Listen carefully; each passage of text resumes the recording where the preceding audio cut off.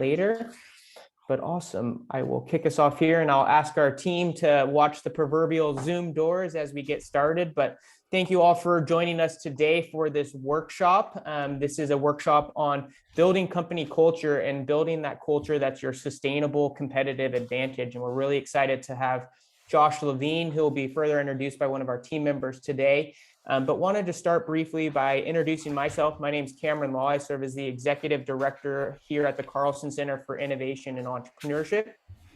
And I'm joined by two of our colleagues. We have Arlene Miranda, which can give the virtual wave here, and she heads up our operations and marketing. And then we have Brian Gladden, who's one of our entrepreneurs and residents and leads many of our training sessions. And we're excited to have them both here.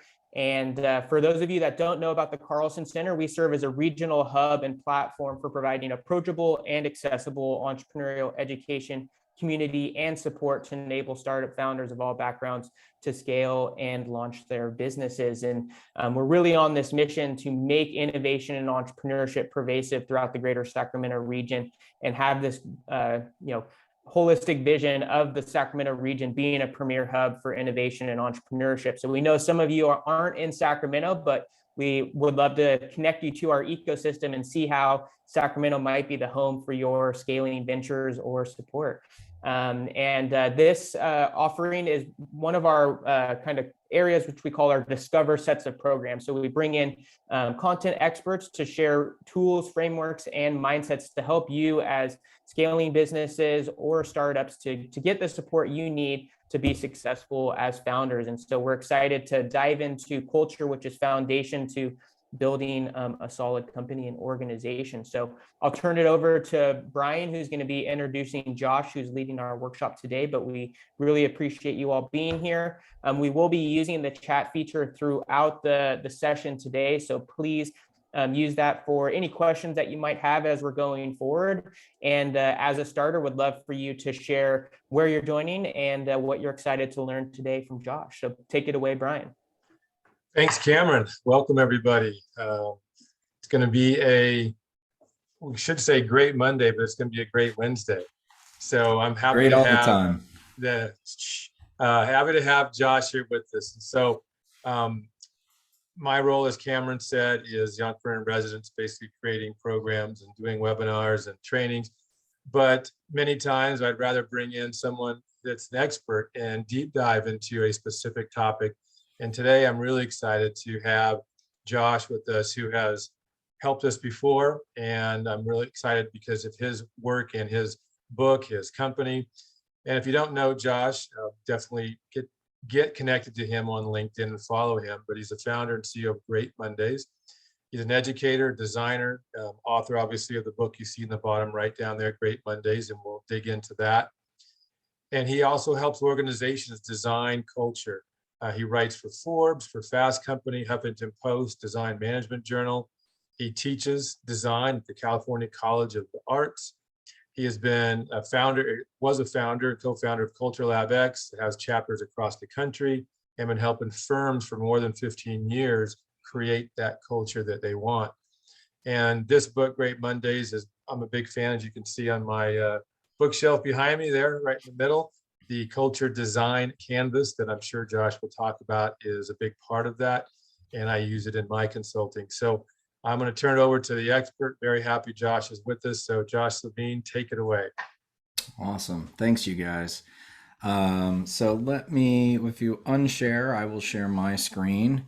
Thanks, everybody. Good to be here. Let me see if I can get my screen up and going. Is this look good? Thumbs up. Awesome. Thanks. All right, so company culture. If you want to build a ship, don't gather people to collect together wood, and don't assign them tasks and work, but rather teach them to long for the immensity of the sea. This quote was really what solidified my passion and desire and belief in the idea of culture in business and what it means. It's really, to me, this is ultimately what I hope to, I hope that the majority of organizations can subscribe to this idea, which is that if we're able to articulate a clear and compelling message around why we exist and how we want to get there, then we can create organizations that are agile, nimble, responsive, and as innovative as we're all trying to be. And this to me is kind of the antithesis of micromanagement. There's really no way to manage, to like micromanage our way in business today, and we'll talk about why. But I wanted to really just start with this concept to kind of frame the whole thing up. If it has to come back to one thing, it's this. I started as a designer and a brand strategist, and 15 years ago had the opportunity to kind of sit back and think, what is it that people really need? And I felt that I needed to help organizations actually deliver on those brand promises that I was trying to help them make. And realized they weren't able to do that because the employees were not on board. They didn't understand what that brand promise meant and how they were supposed to deliver it. So that's how I ended up thinking about company culture in this in this way. Now, we're going to start the big question that we want to answer today. Two big questions. Why culture? Why now? And I created that. I sort of framed my talks like that even before the pandemic, but it feels even more important, right? It's only gotten more, the answer has only gotten more compelling as we've proceeded through kind of this new world of work. So the way businesses are operating, it's a constant acceleration. The pandemic, like I said, has sort of thrown things into disarray. Are you hybrid? Are you distributed? How do we do this? People are leaving. Our competitors are hiring from overseas, or they're hiring away our best engineers or our best talent. And what do we do? How do we do this? This all started with the sort of this great acceleration. Started with the computer chip, but I think it's been amplified. This computer chip is now, the computers have allowed us to really be able to create distributed communities that allow us to achieve something together. And this is really the kind of the future state of business, which doesn't work in the old style. It doesn't work in the command and control top-down hierarchy of the 20th century. As a matter of fact, the kind of leading thinking, the leading concept of what it is, how to define this, came from the military, where command and control started. But in the 70s, as the Cold War was sort of winding down, the U.S. military established this observation that that the field of battle is in a state of VUCA. VUCA is volatility, uncertainty, complexity, and ambiguity. So, I mean, it does feel often day to day that we are, kind of in the trenches when it comes to business, and everything there's no playbook anymore. You can't say, line up over here and head that direction. You've got to give the people on the front lines, I'm drawing this parallel, people on the front lines, the ability to make these decisions, because this is what we face. This is the state of business. Before, let's say 20 years ago, we could talk about culture, and culture would come up once in a while. And when it was about culture change of some sort of change, we're going to have a reorg is kind of often that instance. And so it was this, you'd hire a big consulting firm. Why would what is going to happen? You tell everybody there's going to be a reorg. Here it comes, and boom, it's here. Everything's switched. You just report to new people. Maybe you sit in new cubicles. And then you kind of have this, traumatic event, but then you're able to, 6 months, it becomes a little bit of a distant memory, and everybody gets back to working in the way that they want to. But that's no longer that was a blessing. And now culture change is really a constant. It's something that's happening all the time. So much so that it's almost like it's like every quarter is a reorg, but we don't even call it a reorg. You're on a new project team. And it's like you're working with new people, or you kind of report to this person, but maybe you have another manager that you're talking to, and it's just change all the time. And as humans, we like a certain level of consistency. So there's a lot of struggle here. And to me, what we need to do is learn how to deal with this. And we're going to do that with culture as that operating system. So it is something that has always been there and always will be there. But now we have to actually step back and go, oh, look at that. How do we want to use this tool? How do we want to use this tool? All right. So I'm going to hit pause on the kind of evolution of what of where we are and zoom out to define culture. So the first question that I asked when I was transitioning from being a brand strategist into let's call it a culture strategist, or focusing on brand to focusing on culture. What is culture? Well, the first thing I'll tell you is what it's not. It's not ping pong and pizza. This was the place that I started, which was in Silicon Valley in the mid 2000s. Everybody was talking about how they had a great culture because you could bring your pet to work, or we would do your dry cleaning, or we have an on-site barista. And to me, it was just so apparent that they were trying to impact culture, but that was not how you could do it. That was a reactive way of doing that. So, okay, so if it's not that, what is it? Let's look at a dictionary definition. The third bullet here, I think, is closest to a way of thinking, behaving, or working that exists in a place or organization, such as a business.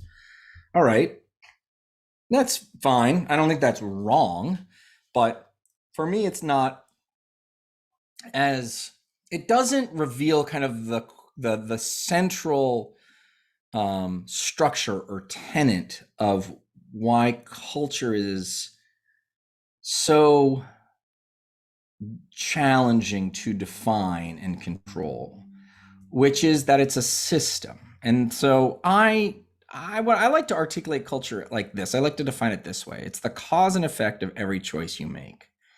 And it's the cause and effect because it is a self-reinforcing cycle. Choices, if there's one thing you want to take away from today, it's that culture is important. Culture is why we're talking about culture, because it impacts, influences the choices we make. That's why it's so important. That's why it's the operating system. And if someone makes a choice that makes me feel secure and confident and positive, then I'm more likely to make a better choice when in the next interaction I might have with somebody else, or a better strategic decision. If it is clear to me what we are trying to do and how we're trying to do it, then I'm going to be able to do it better. That is the upward promise of culture. It's why culture is really hard to get right, because it's a big ship that you have to turn a little at a time. But once you do, it becomes a self-reinforcing cycle. On the other hand, if you have a negative culture, if you have a culture of whatever it might be, intimidation or scarcity or something like that, then it is a self-fulfilling prophecy in the other direction. Culture is very powerful, but it depends on how you wield it. Now, what I've just described around choices is really this construct that business is a decision-making machine. I don't care how many algorithms are running without you touching it. There's still people making those decisions, still implementing or not. It is still about people. And we may be able to have, organizations may be able to have greater impact with a smaller number of humans, but you still have humans making decisions. So this is what it ends up looking like. And so the question becomes, how do we get those choices to be moving in the right direction so that we can have a positive, productive culture that gets us to where we want to go? Now, I'll take a moment here because this is usually where someone will inquire about what is a good or bad culture. I would say that I try to take a neutral position.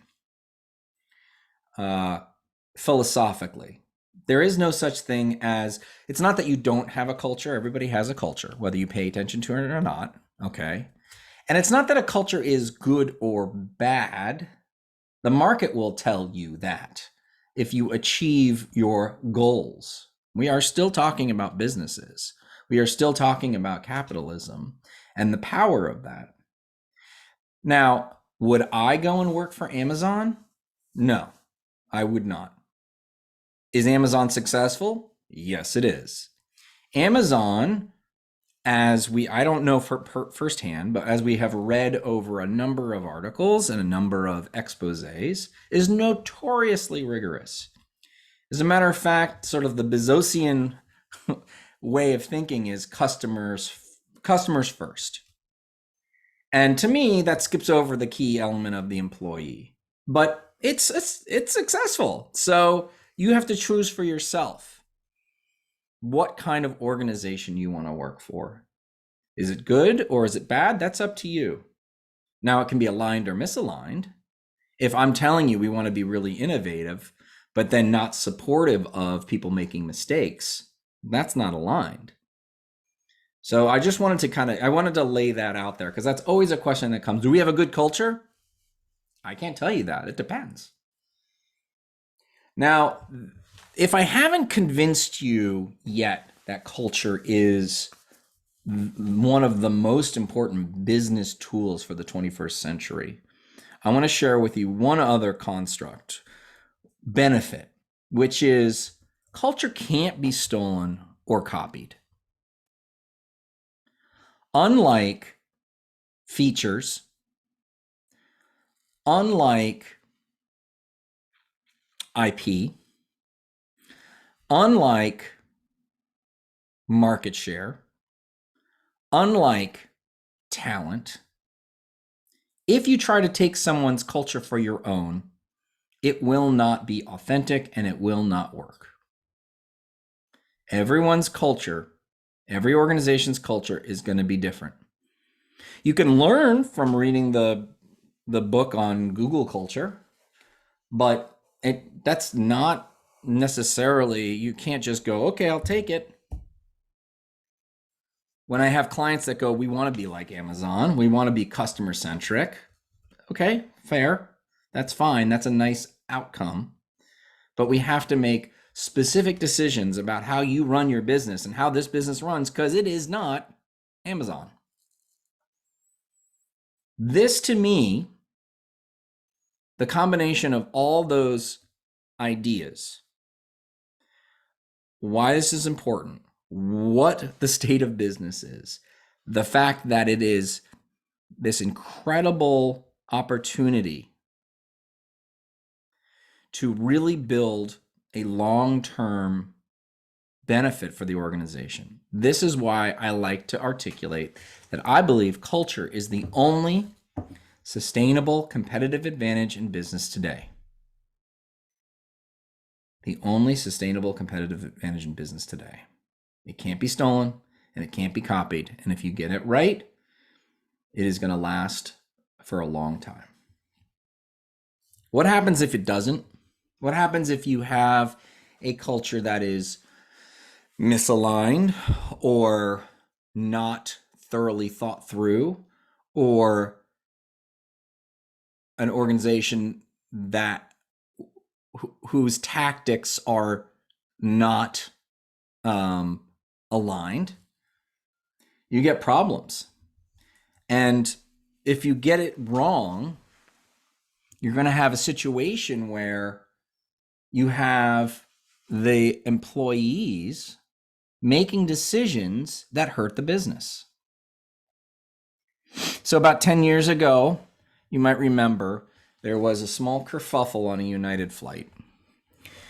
It was overbooked. It was the last flight of the night. And they had to get 3 of their staff, I think it was 1 pilot and 2 flight attendants, to the next hub. And so what usually happens, and we've all been there, we've overbooked the flight. We're offering a $250 flight voucher. And no one got off. No one raised their hand. We're like, well, okay, we're now offering a $500 flight voucher. And they probably got 1 taker. And they got up to $800 flight voucher. This was the maximum amount of money that they could offer. And I think they got 2 people to take it. Completely packed. They still needed to get one of their staff to the next hub, or else they wouldn't be able to fly out. They were going to delay a flight entirely. They were unable to offer more than $800. And so they had to randomly choose and force someone off the plane. There are videos of this incident when they had flight marshals come onto the plane, and I don't know how they chose, but it was, I think his name was Dr. Wang, and he, I don't know, he was chosen. He had to get to the next thing, but he didn't want to, and they forced him off. He got like a concussion and like scraped his eyes, and they were like forcing him off. That is not a good look. This incident was a PR nightmare. Clearly not thought through. Why? Because the level of autonomy, trust was not enough, and they were working in the old command and control way. Here are the rules. There's lots of rules and regulations for airlines. I appreciate that. It's a very safe industry because of that. But I would argue in this case, they needed to give their staff more authority to provide more incentives. Now, what I usually do in my classes is I'll have people raise their hand. I said, let's do a thought experiment. Let's say you had to get to the next city. This was the last flight out. You had the most important presentation of your life. Would you have taken a $2,000 flight voucher? Raise your hand. Nobody. Okay, $5,000 flight voucher. People are like, probably not. All right, let's up the ante. A $50,000 flight voucher, would you? Sometimes someone might raise their hand. I was like, all right, $150,000 flight voucher. That experiment, I usually have a few people at least by $150,000. Okay.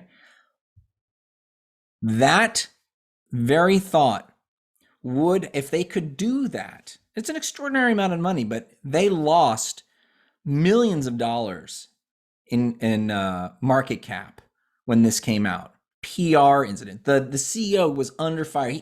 The CEO had to, he wrote a letter, and it was like kind of not our fault, and it was like made it even worse. So like, okay, $100,000 flight voucher, let's do it. You know what I mean? Like, get them off. Of course, hindsight. But the point is it's still a possibility. I bet we could have gotten someone off that plane for a couple $1,000s. This concept, and there's a bunch of other stories that I have like this, when it's like your culture really just takes a nosedive, and there's just an incident that happens where you're like, oops, that shouldn't happen again. That shouldn't happen anymore. To me, this is a culture problem, and this is why we can't leave culture to chance. If you think that's an anomaly, I'll give you one more example, although there's many. About 5 years ago, maybe, Wells Fargo, one of the country's largest banks, got in some legal trouble because it was found out that their bankers, their customer-facing bankers, were opening pervasively, multiple times, a lot of them across the country, opening false or unauthorized accounts. False or unauthorized accounts. Now, why would they do that? Did they hire hundreds of unethical customer-facing bankers? No, they didn't. I don't think these people were ill-intentioned. But what happened was that someone at the top said, we need to have a really good quarter or a really good year. We need more market activity. We need more banking activity. We need more accounts. So I want you to dial it up. And then at some point, they just kept turning the screws, whether it was through incentives. Hey, the person who can open up the most accounts gets a trip to Bahamas, or disincentives. If you don't open up more accounts, you're not going to get promoted. Something happened there where everybody felt compelled to tweak the numbers, to tweak the outcome. They didn't say, improve your relationships with your customers, build trust. They were like, we got to get this done now. And so they just started doing it. Someone was like, I just did this. This is going to get your numbers up. And now they're in legal trouble. And they've had to reform, and they've had to change and create policies. This is clearly a culture issue. Clearly a culture issue. And that is why you don't want to wait until a crisis to pay attention to your culture. In order to think about, how do you design and manage your culture in a way that not only prevents bad incidents, but actually elevates the capacity of your employees to make great decisions and accelerate the success of the business. So I'm going to pause there, and what I want to do next. But before I do, maybe we can take some questions. The next part is going to all be about how to actually do this, and I'm going to talk to you through the 6 components of culture. But I think maybe we can take some. If you have some questions, if you want to type them in the chat box, we can answer a few questions before we move on. That way, it feels a little more give and take. And I could take a break from talking for just a second. Josh, there was one question. Do you know a resource where they could tap into to access culture case studies? So you've heard the United experience. I know obviously maybe you pulled those from news. Yeah. But curious if you know of any case studies or a place to go for that. Yeah, I just kind of collect them as they show up. I don't know. That's a good question. That sounds like a nice opportunity. I don't have a quick answer. I do pull a lot of articles from the Harvard Business Review that I share with my my students. Though that is always a very well vetted, well written examples, and they're usually positive because sometimes they're written by the CEOs themselves. But I think there's a lot of good stuff there. As far as like negative case studies, I don't know that anybody's collecting that, although that could be a nice snarky website. I kind of like that maybe. Miss T, I think maybe we should go in on creating a snarky when culture goes wrong case study collection. Very good. I'm going to laugh on that one too. This is Miss T. All right, Miss T. I like it. I like it. Okay. Any other questions you want to that kind of came up for you in this first section before we get into the hows and the whats?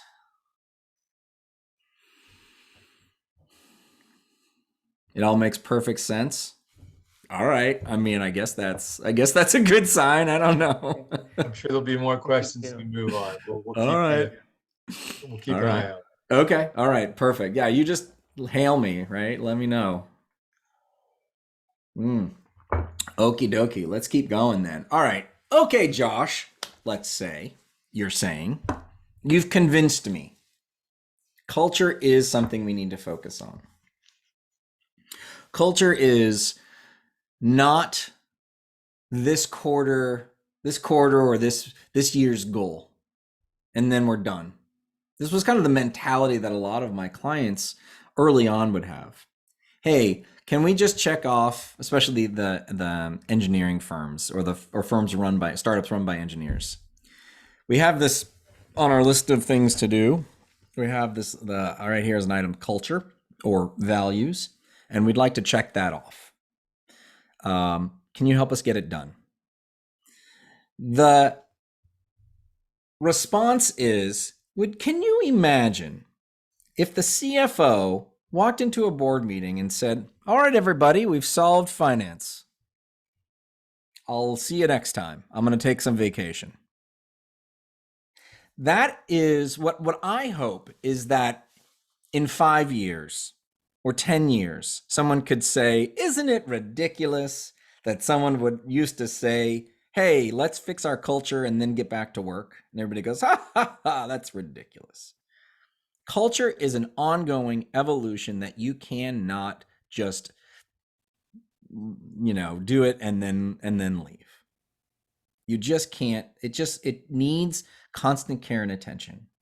And I hope to see one day not culture that isn't just embedded in HR, but becomes a function unto itself. Because I gotta tell you, the number of times that my clients go, whoa, this is a lot to deal with. I don't know that I can do this. I've got so many other things. You cannot do culture off the side of your desk. You cannot. So to me, that's really my goal and my aspiration.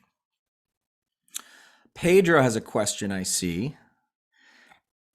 How can the employees can help strengthen the corporate culture that is decided by the management? Okay, perfect. That's exactly the follow-up to that little anecdote that I just told. Every employee has a sphere of influence. Now, it is obviously a lot easier if your CEO or board or executive team really has their act together and has created a culture that is clear and compelling and makes a lot of sense. You can follow those guidelines. You can say, I'm going to internalize this, I'm going to take this and make it mine. That's what happens in the best of situations, where you actually work with your team to implement what the vision that the leadership has articulated. If they haven't articulated it, or they are unaware that they need to, or it's just crappy, then you have to put in the effort and actually create the culture in your own group, in your own organization. If you are a manager of a team of 12, that is your job. Your job isn't to be an information hub, routing questions and solving problems. Your job is to set the ground rules and the principles for how your team works. Even if you're not the manager, you have influence. You can choose to act in a certain way. It is not easy, but it is the right thing to do. And you have to have your own North Star and your own principles. So why don't we get into what the structure is? This is what I call the components of culture. So this was the second question I had when I started this journey. Number one was, what is the definition of culture? The hell is it? And the second is, okay, great. Now what? What do we do? And again, that didn't exist because people were like, I know, cold brew machine and ping pong tables. That was how they reacted. I wanted to understand how a leader or a manager could take a proactive approach and look at a system and actually influence the culture before something bad happened. So here are the 6 components of culture: purpose, values, and behaviors, recognition, rituals, and cues. Purpose, values, and behaviors, recognition, rituals, and cues. Purpose, values, and behaviors are the culture design. Culture design. That's the where do we want to go? So we set up a map and we say, okay, on the map, where do we want to go? We're going to head this direction and here's the route we're going to take. Now, just because you've articulated that doesn't mean it's going to happen. So the second half is culture activation. How do you operationalize your culture? So let me take you through the 6 components. Purpose is why an organization exists beyond making money. Purpose is the peak of the mountain. Purpose should be big, lofty, the BHAG, if you will, big, hairy, audacious goal. This should be something that is hard to achieve, but inspiring. Something so big and so powerful that people are like, that sounds incredible. I want to help do that. That is the top of the mountain. Here's a few examples. Let's start with Starbucks, since everybody's familiar with Starbucks. What is their purpose? To inspire and nurture the human spirit. And then they have the how: one person, one cup, and one neighborhood at a time. Whatever you think of the quality of Starbucks coffee, I don't think you can argue that this is a bad purpose statement. This is pretty cool. To inspire and nurture the human spirit. One person, right? So, Brian, your cappuccino's ready. Hopefully this person is going to engage with you. One cup, obviously inspire, caffeine. That's what they serve. That's their product. And one neighborhood at a time. I don't know that they always are successful, but they aspire to improve the neighborhood when they have a new store there. I think this is great. Is this something they can ever check off on the list? No. This is something that you are there to help do. I think the one below it, IKEA, to create a better everyday life for the many people. It doesn't necessarily say by selling, MDF furniture, chairs, and desks, which I think is okay. There's a couple different ways that they could do this, but to me, what's really the word here, that there's 2 words that make this good. One is everyday life, and the other is many. So it's really about scale and accessibility. I think this is a pretty good one. Maybe not as good as Starbucks, but pretty good. Kellogg's, to nourish families so they can flourish and thrive. All right, that makes sense. This is all about families. I can get behind that. I'm excited about that. And then Credit Karma, which was acquired 2 years ago by Intuit, to help people be their best financial selves. This was a client that we worked with to create this. The idea here, so Credit Karma is a company that helps you understand and manage your credit scores for free, and they have a lot of other financial products that they've launched since. So I think this still works pretty well. If you are excited about helping people improve their financial lives, then this is a place that you could be. So that's purpose. I do want to answer this question because it's one that comes up a lot. You're like, come on, isn't this already answered in the mission and the vision? Do we really need another statement? So a mission statement clarifies what an organization does, for whom they do it, and how. Vision describes a concrete image of what achieving that mission will look like. And a purpose statement is meant to guide, inspire, and rally customers and employees to join a cause greater than themselves. Long for the immensity of the sea. That's what a purpose statement does. All right. So, Arlene, a great question. What is the process for arriving at an agreed upon purpose? Have I got a treat for you? I have throughout my book, as well as on my website and in a few other places, a series of exercises that an organization can go through to achieve that purpose statement. As a matter of fact, to get to the answer for each of the 6 components. So what I think is really insightful about Arlene's question is the phrase agreed upon. I can come up with a purpose statement for your company, no question. I'm a really good copywriter, very creative. Give me a couple hours and I'll figure something out for you. But that don't mean shit if you don't agree with it, if the leadership hasn't been part of that. And that is part of how we do our work. It's not that we're particularly good at writing value statements or writing purpose statements. It's that we have a process that brings people along. And that's what each of these exercises really tries to articulate for you. So I'm going to go through the components and then I'm going to share with you a few different resources that you can go to find out more about these exercises. Sound good? I'm sure Arlene is nodding her head. All right. Thank you, Josh. Yes. Yeah, perfect. All right. So here's the quick, pages in the back of the book just to prove that they exist. Let's keep going for the moment. All right. So now I've told you, hey, we're going to hit they're going to go to the peak of the mountain. That's where we're going.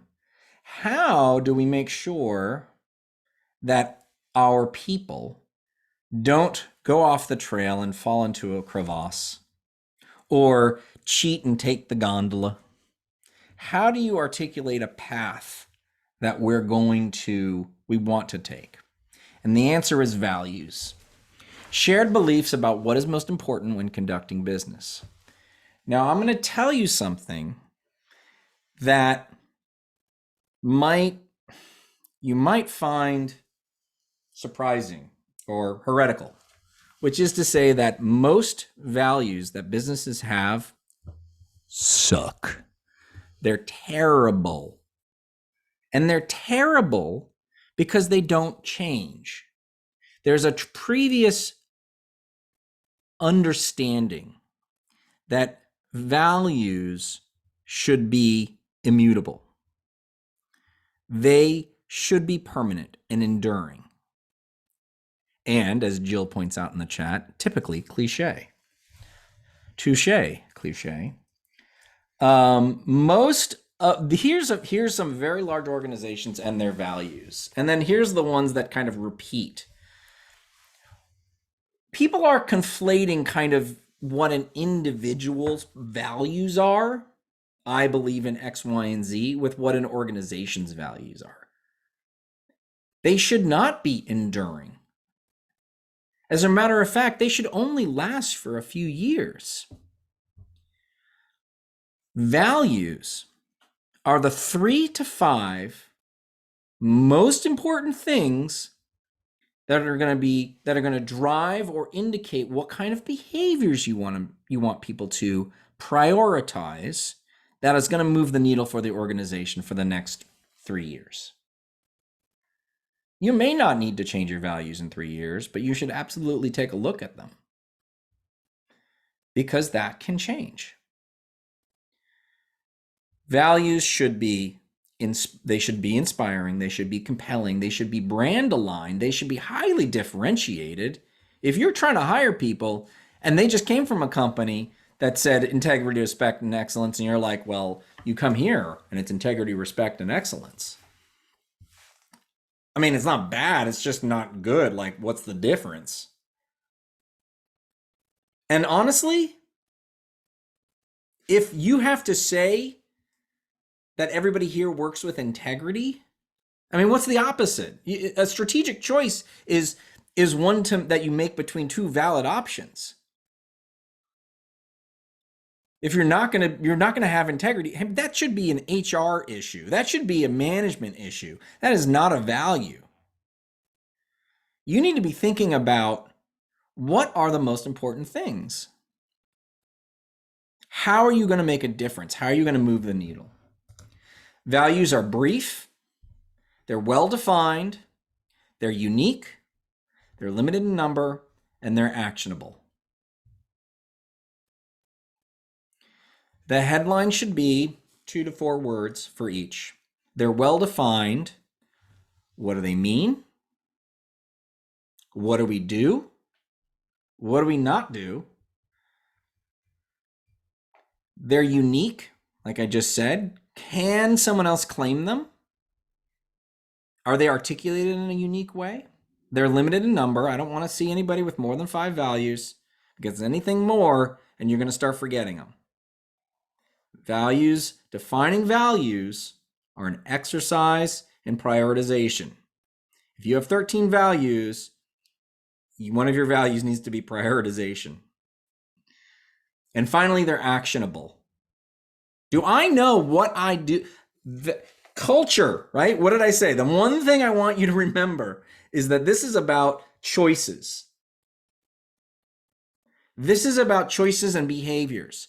So if I don't know individually what I'm supposed to do because you said excellence or security or safety, that is not an effective value. Let's take a quick look at some examples. A client of ours, PagerDuty, we worked with them just before they went public. And that was one of the reasons they really wanted to get clear on their culture and their values. So these are the 5 values that we actually helped them create. That's Pagey. Pagey is for PagerDuty. I guess it's a little pager guy. They actually have one of the costumes. You can actually look up their when they went public, their day on the trading floor. Someone was there in the Pagey outfit. It's cute. So these are the 5 values: champion the customer, run together, act and own, take the lead, and bring yourself. So champion the customer is about putting users first, making it easy, and building great products. Run together is the DEI value, but what's interesting is when we first started, they're like, obviously diversity is going to be one of our values, right? And I'm like, well, I understand that it's important to you, but you guys are doing it really, really well. I don't know that you need to have diversity as the headline. What they did need help with is working together. So we created Run Together as a way of talking about relationships and teaming. Act and own. Act and own is about seeing opportunities and ownership, making it ours and doing right. Now, what does act and own mean? This to me is like, this is probably going to be the most brand aligned value that has ever been created in under my purview, which is act and own is a piece of user interface, a message that the original product used to send to developers when there was an issue. So the main value originally, what the product did was alerted a developer who was on duty that a website was going down or a database had an error and it was about to spin out of control. And so it would say, you have an error, click this button to acknowledge and own, hack and own. And that was just perfect. It came up in a meeting when we were talking about ownership and opportunities, and someone said hack and own, and everybody went, oh my God, totally. And I was like, what are you guys talking about? This is such a great storytelling opportunity. It's incredible. Take the lead, disruption, and bring yourself. Trust, earning trust, having heart. And I'm going to show you very quickly, Akanon. This is the one-page value framework. So each value gets this. You get a headline, you get some quick hits, what we mean, what we do, and what we don't do. And we also have a what we ask to bring it to life. All right. Behaviors. Behaviors are what we've talked about, choices made by employees that are guided by purpose and values. So this is all about making sure that purpose and values are defined by behaviors and you've articulated them. This is the center point. This is the center point. Remember, this is about that reinforcing cycle. Culture isn't shaped by one choice, by 10,000 decisions. So I will quickly go through this. Often there's implicit and explicit culture, and what you want is to be able to say it and do it. If you say it but don't do it, which many of us have worked at companies like this, it's a false promise. Hey, we do these things. And you're like, I don't trust that. Obviously, don't say, don't do. That's something that's not necessarily bad. It's just not part of our culture. Don't say, but do. These are the implicit behaviors. It could be good. They could be good. But in order for them to be effective, they need to be codified and articulated in order to scale. So I'll show you the PagerDuty. It's when we talk about how we rolled this out, run together. So that was one of the values. And so we did a manager training where we talked about what does it actually mean? How are you, Arlene, going to live this value? What does that mean for you? You commit for yourself, and then that gets recorded by your manager or in your HR file. I'm not going to tell you. I want you to understand what it is and internalize it. And then we train everybody on that. What are activation questions a senior leader takes? What is an activation question that a contributor can take? All right. Continuing on. So that's how we design. I'm going to go through activation a little bit quicker. Recognition, rituals, and cues. Okay, just because you put values up on the wall doesn't mean all of a sudden everybody goes, okay, perfect, I'm going to start acting this way. No, we've got behaviors, we got habits, we've got to change them. And so what I believe is positive reinforcement is a powerful ally. Recognition are ways that you can encourage behaviors that bring the culture to life. And what we want isn't recognition for outputs, number of bank accounts opened. We want recognition of behaviors that are driven by the values. Because that is how we really get this cycle, the spinning wheels, to reinforce. Elevate the people who are making good choices. Now, if there's someone that's making a bad choice, you can sit them down and you don't necessarily need to make that public. If there's someone that gets fired because they have broken the rules or not behaved in a way that aligns with what the organization is, you can just tell that person, and you better believe the whisper network is going to be telling everybody what happened, and that story is going to fly. So you don't need to say that one very, very loud, but you do need to make public and repeated acknowledgement about people who are doing who are acting in values-driven ways. The problem with most recognition programs is they reward the wrong things, which is what I just described. They reward the output, number of sales made, and they use the wrong things to reward. Explicit rewards, TVs and trips to the Bahamas, that's sending the wrong message. You want implicit rewards. You want rewards that are self-reinforcing and maybe don't even have any monetary value. No one's going to say, hey, don't give me money. But what you want is to give people the opportunity to be celebrated and feel good about what they do.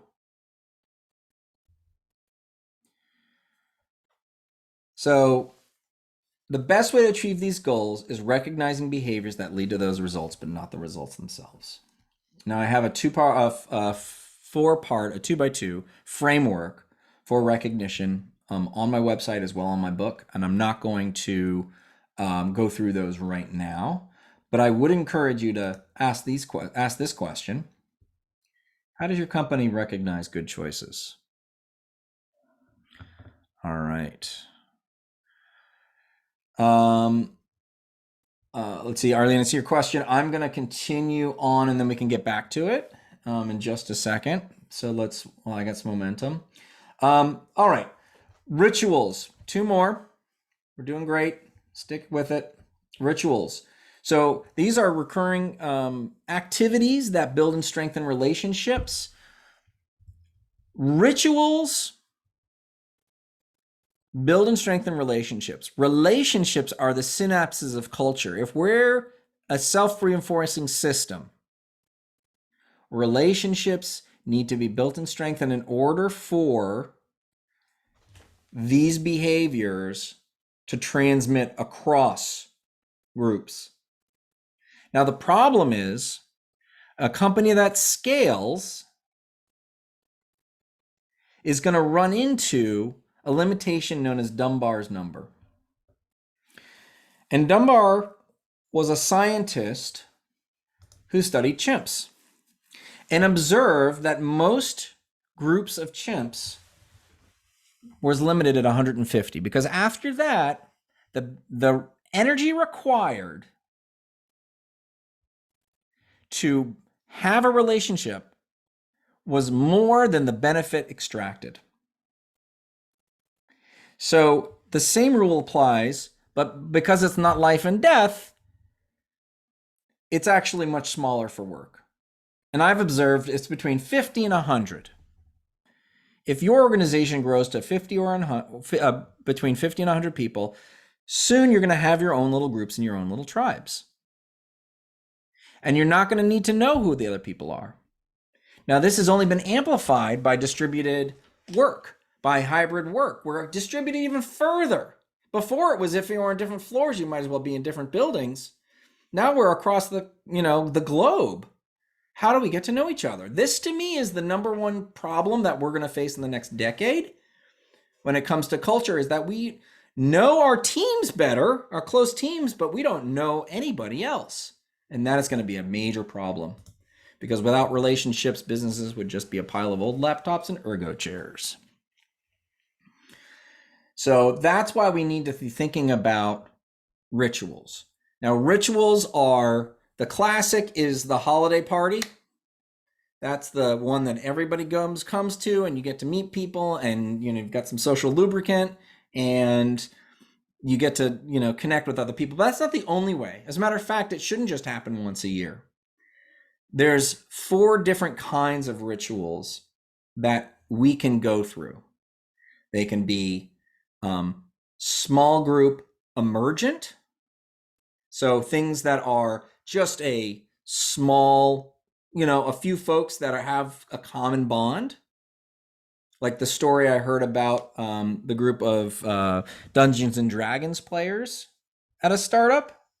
I thought that was great.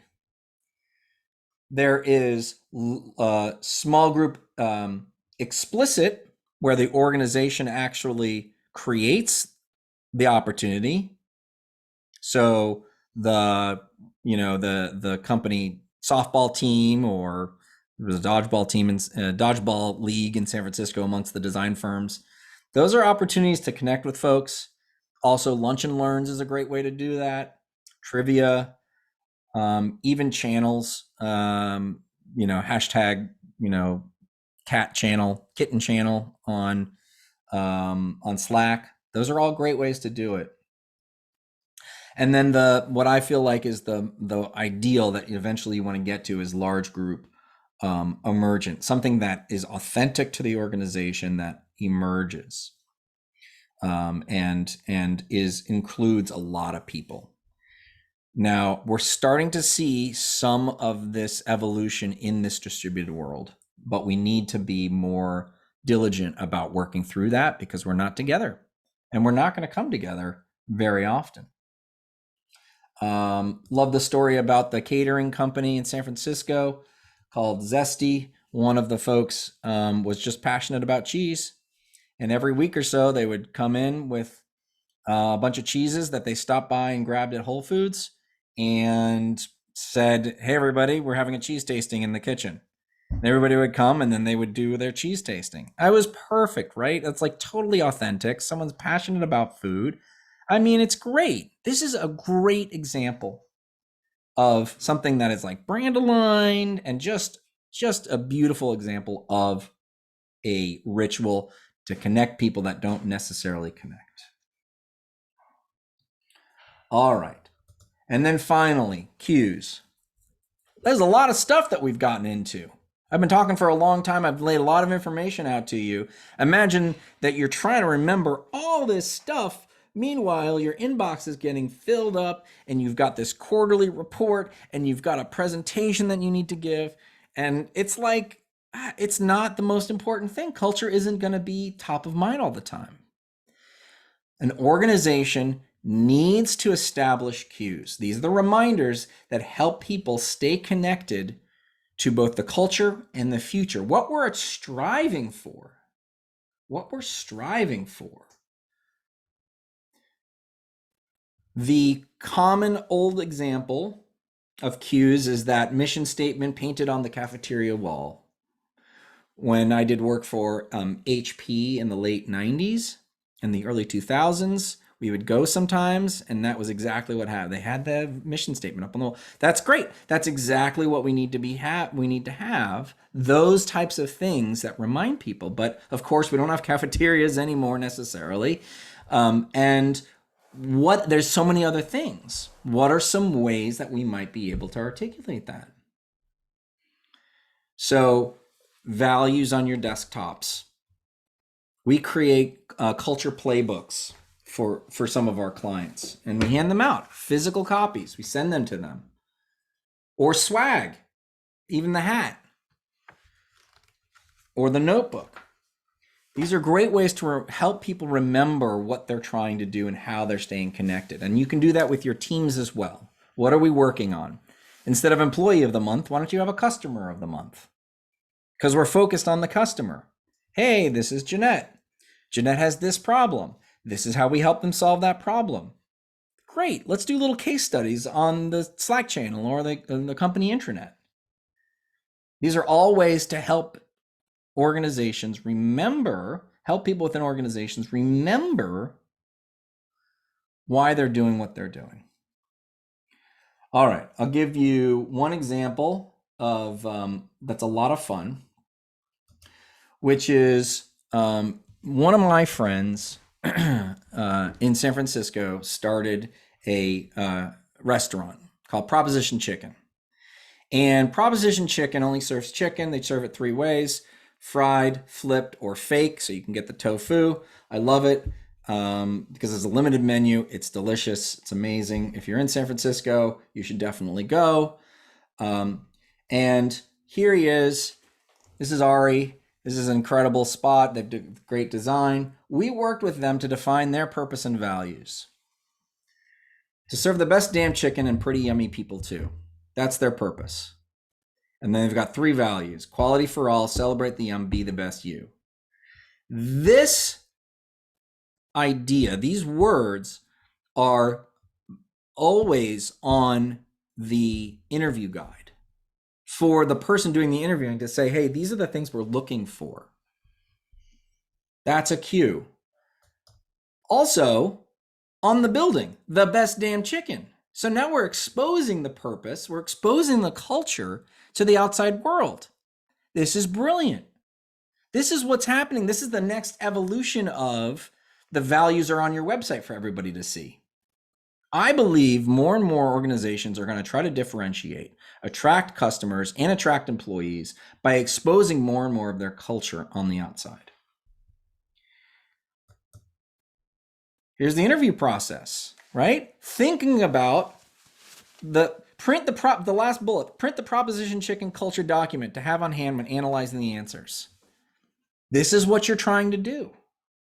Those are cues. That's why this is important. And you can get really creative. I think there's a lot of amazing ideas.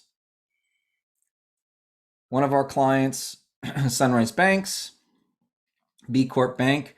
So they've got this wall. You pick a card, do the thing. I love it. This is a great way to kind of expose and create that activation and that behavior. So the key question you want to answer, how will employees stay connected to your culture and to your future? All right. So here they are, the 6 components of culture: purpose, values, behaviors, recognition, rituals, and cues. So I'm going to take a second, pause, check in with Brian, make sure we're doing all right. And let's answer some questions. I think we're doing more than all right. We're doing awesome. Awesome. Fantastic. Awesome. All right. I've got a couple questions here. Brian, have you looked through them? Tell me what you see here. What do you want to, where do you want to go? So Arlene, did you get your question answered? Do you want to talk about that one? Actually, I believe Pedro had a question, and mine was sort of related to it. Pedro was how employees can strengthen the corporate culture. Okay, we already did that one, decided by management. I know you touched that one. Then you had yours. Let's see. Then Emily has one. Have you encountered the practice of a fulfilling work culture being used to justify or explain organizational behaviors that could harm its members and possibly contradict that organization's values, like inadequate compensation? Great. Yeah. Oh man. Oh, sorry to laugh at it's kind of a sad reality. Ashley, I just wanted to point out your video camera's on, and we're getting a little dizzy from seeing your ceiling. All right. So Ashley's walking through the kitchen, but that's fine. All right. Okay. So, have you encountered the practice of fulfilling work culture being used to justify or explain? Yes, obviously.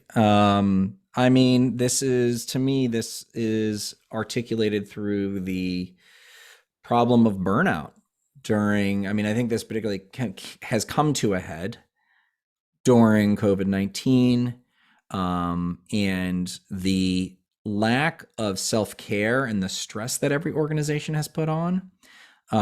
This first one, we do this because we love it, not for the money, is a common refrain for nonprofits. And it is true, but that does not justify compensating for below market values or not being able to take care of your the sort of the living wage, the basics.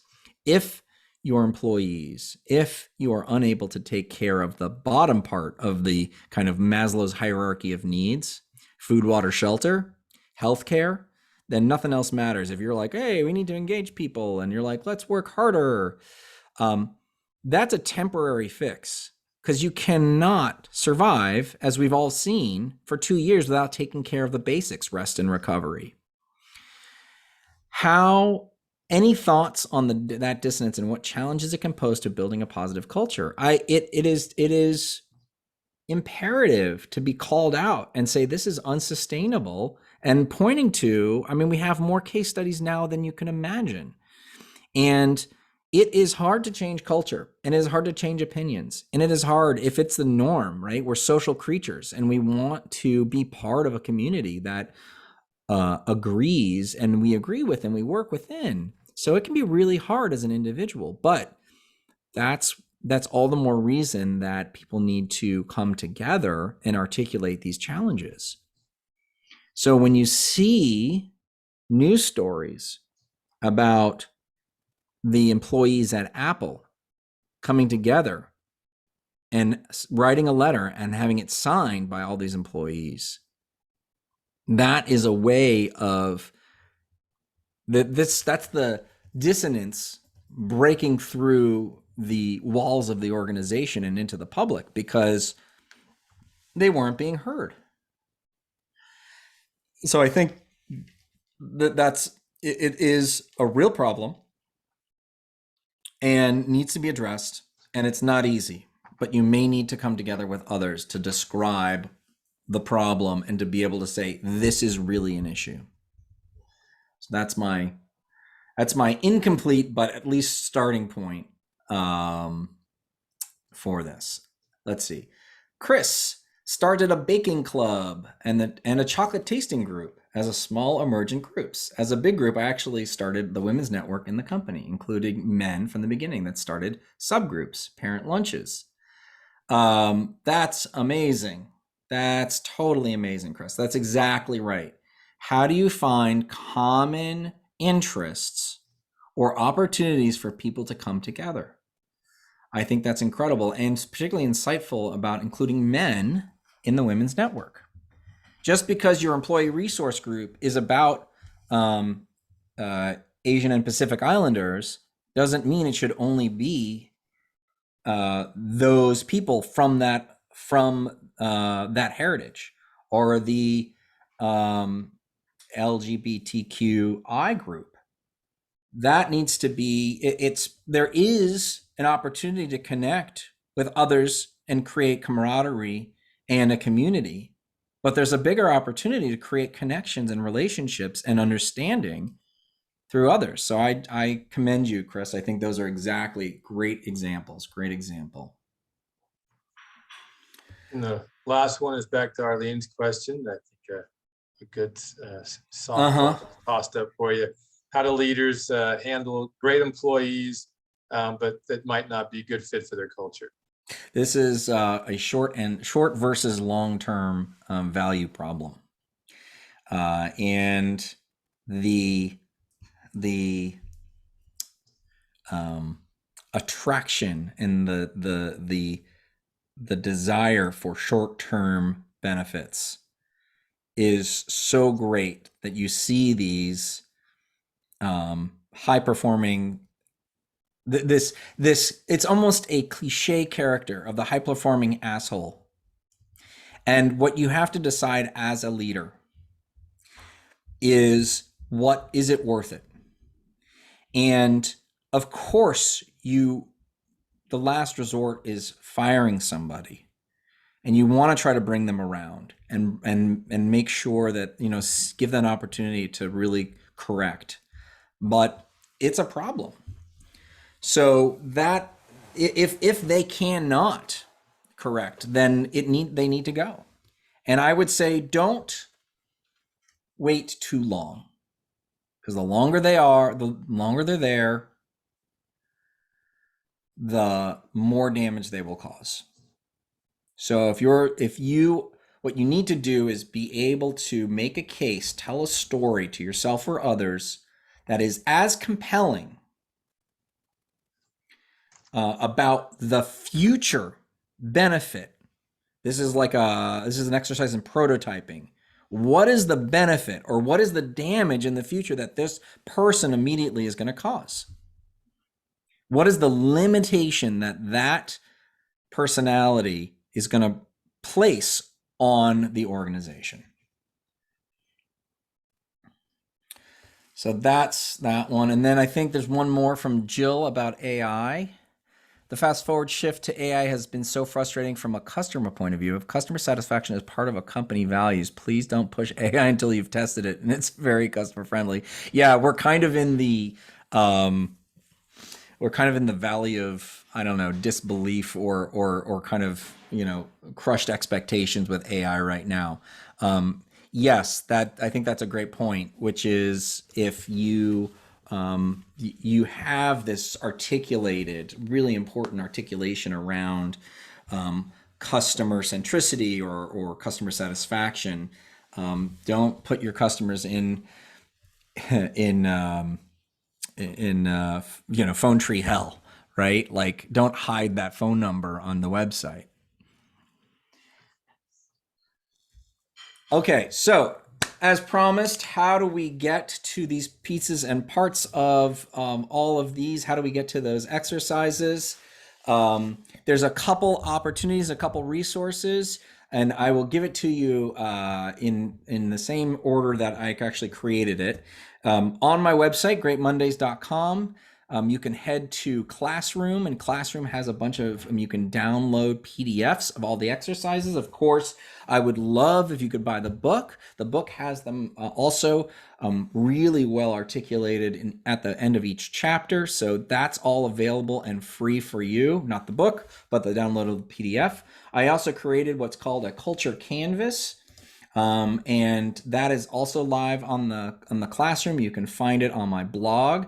The Culture Canvas is something I created in Google Sheets in order to help you put all of the pieces, parts together. You can see you've got purpose, values, and behaviors, recognition, rituals, and cues. Now, even more recent, we've actually just launched, and I don't have a slide for it, but I will stop my share so I can see you. We've just launched an incredible, oh, here we go. We've got some cool, the link to our summer school is just launched in the chat, Culture Summer School. So click on that. And what we're doing is releasing one episode a week. And what we're introducing is 6 new culture templates. Each of them take you through those exercises. They are built in Miro, so they're using Miro as this incredible tool for interactive collaboration, and it's a really powerful tool that we've embraced at my company and have seen a lot of our clients embrace and using these in workshops. So we've launched templates, and you can find those. We're publishing them weekly. And so that is kind of the most advanced version. If I can't be there to help you facilitate it, then you can use these culture templates on Miro to take your team through it, whether you're together in person or distributed across the world. It's really exciting. So those are the opportunities. Lots of good content, help you get through this, because really my goal is to help more people and more companies create cultures that people want to be part of, and to be clear and compelling with that sort of business operating system. And with that, it's kind of the end of the class today. And hopefully I have convinced you why you should invest in culture and why you should do it now. And hope to start seeing you guys starting to implement that. And please follow me on LinkedIn. You can find me at AKA Josh Levine on the social networks. I'd love to connect with you. I'm always interested and available to talk about culture and interested in hearing your case studies. Awesome. I want to give a big virtual applause, golf clap, wave, emojis, whatever you can put up there, folks. If you want to put your camera on and say thank you or unmute, this is a great time to do that. It'd be great. Any last questions, comments any of you have? Any insights that anybody wants to share? Any aha or good takeaways? You can unmute yourself and just blurt it out. I think Cameron should start. Yeah, I always love the just the basics of culture being the cause and effect of every decision and choice that you make. I feel like that I've used that when I've talked to students. It just really resonates for me. And I think that's the foundation, at least for me, to start thinking about how to build culture, and it's in everything that we do. And I just want to also put a pin in, I have used the culture canvas to facilitate some things on campus, and it leads to really valuable discussions, and it is a great framework. So, but yeah, would love to hear what other key takeaways some people might have. Anyone else want to share? I'll share why the rest of you think can get your courage up. So I also use the Culture Design Canvas as a consultant. So I pull what I think are the best practice tools in the world in general. Business model canvas, lean canvas, strategy canvas, Blue Ocean, and the culture design canvas from Josh. So in my toolkit, when I'm working with a company, startup, corporate, large, doesn't matter. When I talk about innovation and growth, it all starts with the vision and purpose, because otherwise you're going in a million directions. And I talked about it from the innovation lens, right? And how do we get this cool new idea? And you got a million ideas coming, you do brainstorming, great, let's go after that. Sounds like there's a dollar tied to it. Is that tied to your purpose? And then I go back, do you have a vision statement? Do you have a purpose? Let's document it. And people want simple tools, right? A one-page canvas, which is why it's so awesome. Because if you don't have that, then your decision-making is all over the board. You're like, let's just follow the dollar, but it has nothing to do with who we want to be in 20 years. And that's innovation. It's like, well, how do we innovate? Well, it may not be what you do now, but it's what you want to be. So therefore it's a good opportunity. So let's at least look into it. And my aha moment today, Josh, was interesting, is, and it's probably a lot deeper conversation, and I'm sure it's something that other people don't agree with. You talked about values is changing, and that's not something most people normally talk about. It's usually static. Yep. And especially now, today's climate, COVID and diversity, inclusion, and everything else, it's pretty interesting. Got me thinking that, yeah, you probably, your values probably do change over time. If you had kids versus being single, married versus single, right? You have different values. So Interesting. as an organization evolves, that's really interesting. Maybe from a startup to a 20-year company, your values are going to change significantly. Yep. Yeah, it's true. I mean, the speed at which everything's changing. Why not? This is it's an opportunity. Values are an opportunity to focus your team on the right strategy, the right behaviors. And so let's reevaluate that. If it doesn't change, fine. It doesn't have to. But if you're getting good, like I said about PagerDuty, if you're great at diversity, equity, and inclusion, then it's gonna happen. You already got that system, right? You already got the balls going. And so let's use one of those 5 limited slots to focus on something that will move the needle. Anyone get the courage up to blurt out an insight or an aha? You don't have to have a question. Arlene. Hey, Josh.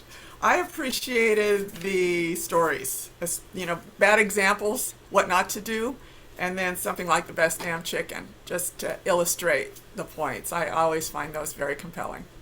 Awesome. Thank you for the feedback. Appreciate that. Yeah, Cameron has put in to the chat a link to the Culture Canvas. And then, Cameron. All right. So Cameron's going to start the database of bad culture horror stories. It's not out there, but I think it could be very useful for sure. One of the things that I was talking to a client and I came up with earlier this year, which was better to invest in your culture now before you also have to deal with a crisis, right? Better to deal with the culture now before you have to deal with your culture and the crisis. So it's not a nice to have, it's a have to have. And that's what I hope to, get people to understand. Yeah, although too, we can note these, Cameron, and they're easy ones because they're big, like the one Josh shared with Wells Fargo. I was actually just came on the tail end of the WorldCom fiasco, right? So when then MCI bought WorldCom and they went bankrupt and lots of fraud, and then you have Enron, same time frame. So you have all these massive corporate scandals, bad culture, bad leadership. So there's a whole bunch out there. Yeah, good. All right. Well, it sounds like we have our project for 2023. There we go. All right. Are there any? We'll give it one more shot. If not, I can wrap us up. We'll go in once. Any other questions, comments, concerns? You got me for 5 more minutes. Can I give you a challenge, Josh? Yes, sure. I love a challenge. Here's my last question. Ready?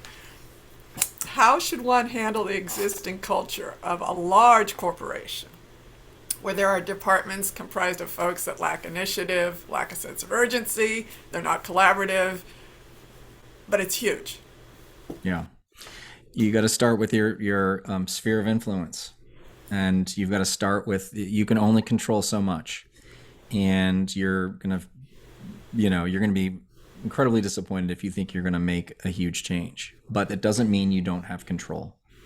And so my suggestion is start to focus with you and your team or your colleagues, the folks that you work with immediately, and say, hey, I know, acknowledge the problem. We're going to start we're going to be more collaborative. And we can bring in, we can have a vent session and say, it's hard to get this thing from them. They're not accountable, blah, blah, blah. And at least you can have some camaraderie around that. And if it won't change or will never change, you might want to start thinking about what's next. And some people, it is a privilege to be able to change jobs. I realize that. And not everybody can.